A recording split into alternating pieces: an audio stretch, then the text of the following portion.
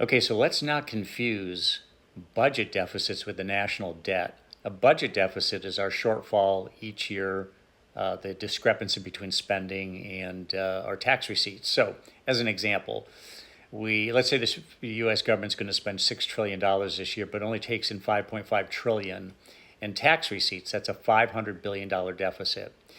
And as we do that year after year, debt accumulates, because how do we close that gap between what we spend and what we actually take in? Well, the government sells treasuries and bonds and so on.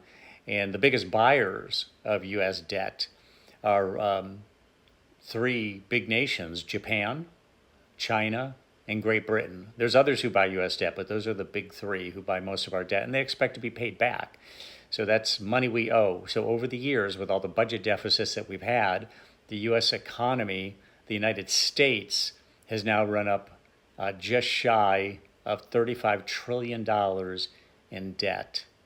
That's the national debt, $35 trillion. Our economy is only a $29 trillion economy. I say only, I mean, this is the biggest in the world.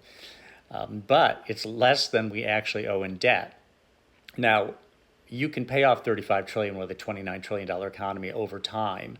So it's doable. The problem is that we keep piling up debt. And so that's the national debt versus, say, a budget deficit.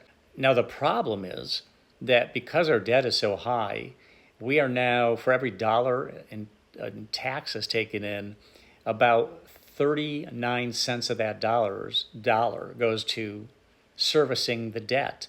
In other words, paying our interest on that debt, which means our purchasing power for taxes, the tax money we pay, the purchasing power is greatly diminished, because we pay $1, let's say $100 in taxes, 39 of those dollars have to go to service the debt.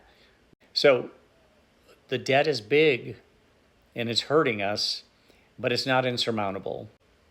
We have to change our prodigal ways.